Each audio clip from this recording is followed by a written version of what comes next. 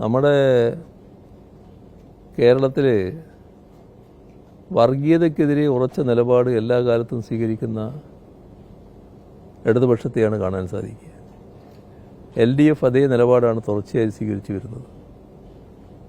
4 വോട്ടിന് വേണ്ടി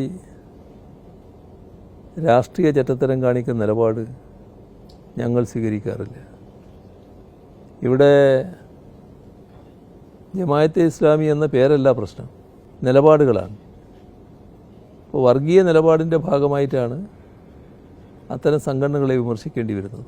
ആ വിമർശനം ഞങ്ങൾ ഉന്നയിക്കുമ്പോൾ അതെങ്ങനെയാണ് മറ്റൊരു വിഭാഗത്തെ പ്രീണിപ്പിക്കലാകുക? മറ്റൊരു വിഭാഗത്തെ പ്രീണിപ്പിക്കലാകണമെങ്കിൽ ഇവിടെ RSSനെതിരെ പറയാത്തവരായിരിക്കണം ഞങ്ങൾ. RSSനെതിരെ ശക്തമായ നിലപാട് എല്ലാ കാലത്തും സ്വീകരിക്കുന്ന പ്രസ്ഥാനമല്ലേ ഞങ്ങളുടെ പ്രസ്ഥാനം. LDF അതല്ലേ, വിട്ടുവീഴ്ചയില്ലാതെ എതിർക്കുന്ന നിലപാടല്ലേ. മാത്രമല്ല, അവരുടെ ആക്രമണത്തിനിരയായി രക്തസാക്ഷിത്വം ഭരിച്ച അനേക സഖാക്കളല്ലേ ഞങ്ങൾക്കുള്ളത്. എല്ലാവർക്കും അറിയാവുന്ന വസ്തുതയല്ലേ അത്. അപ്പോൾ കാര്യങ്ങൾ വക്രീകരിക്കുന്നതിന് വേണ്ടി നടത്തുന്ന ഒരു പ്രചരണം മാത്രമാണത്.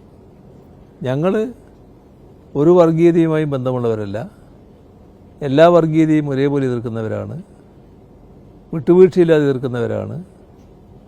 വർഗീയതയുമായി ബന്ധപ്പെടുന്നത് നാടിൻ്റെ സ്വൈര്യത്തിനും സമാധാനത്തിനും ഭംഗമുണ്ടാക്കുമെന്ന് കാണുന്നവരാണ് ഞങ്ങൾ.